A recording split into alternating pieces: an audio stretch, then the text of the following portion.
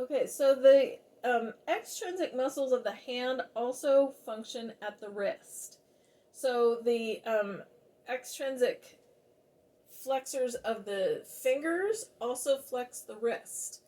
And they also flex the elbow. So that gives you our active and passive insufficiency potential for all of the extensors of the fingers and wrists and all of the flexors of the fingers and wrists because they cross multiple joints.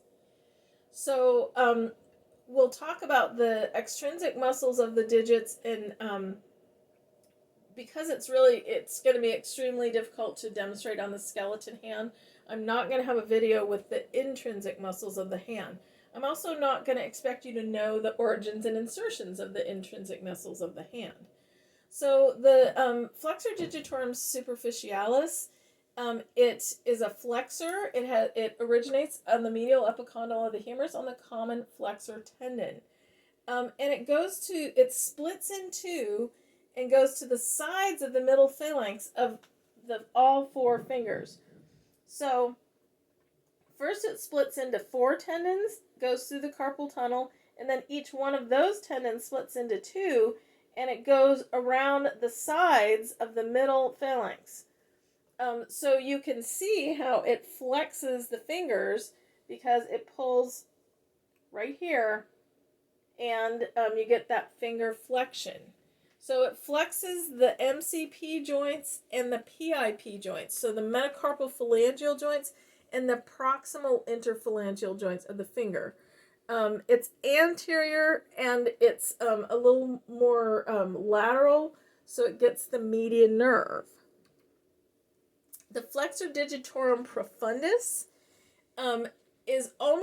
runs parallel to the superficialis, and it's deep.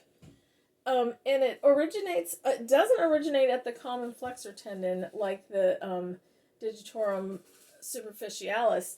It originates on the anterior ulna and the interosseous membrane, so it's a little bit shorter.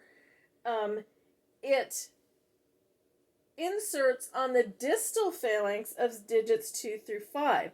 So it flexes the metacarpophalangeal joints, the proximal interphalangeal joints, and the distal interphalangeal joints of the four fingers.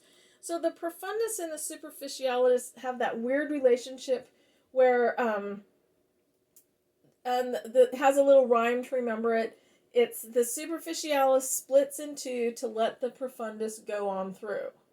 So that's just a way to remember their relationship.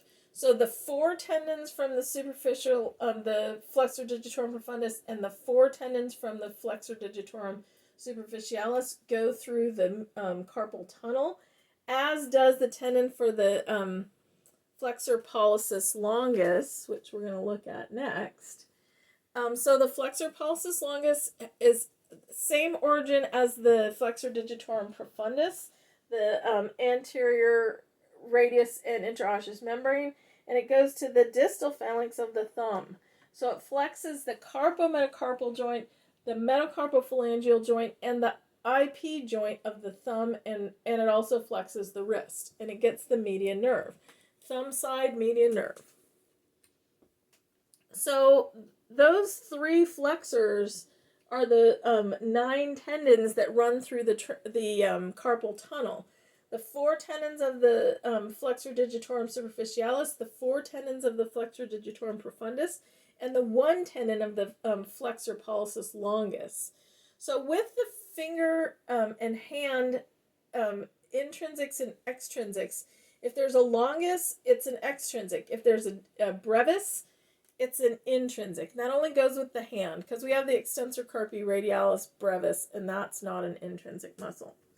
So usually when there's a longus and a brevis, the brevis is an intrinsic muscle of the hand, with that one exception. So looking at the extensors of the fingers have the same origin as the extensors of the wrist, which is the lateral epicondyle, the common extensor tendon. The extensor digitorum goes out to all 4 fingers, It inserts on the base of the extensor mechanism and the base of the proximal phalanx of 4 fingers. So it extends the fingers. That's its job. The extensor indicis goes from the posterior distal ulna and the interosseous membrane, and it blends with the index tendon of the extensor digitorum. So there's a specific muscle just for doing that. Just for pointing at stuff, just for getting in people's faces, and for telling the umpire that he's blind.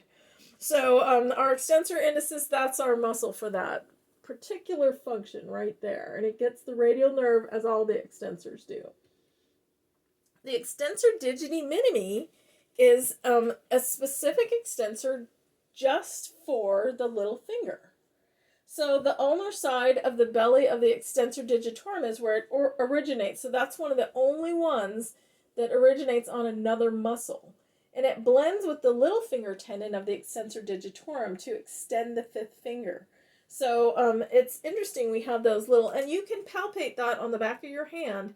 The extensor tendons are easy to palpate, and you can differentiate between the extensor digiti minimi and the 5th tendon of the extensor digitorum, and you can differentiate between the extensor indicis and the first tendon of the extensor digitorum. So you should do it. Palpate it on your hand. So the extrinsic extensors of the thumb are the extensor pollicis longus and extensor pollicis brevis, and the abductor pollicis longus.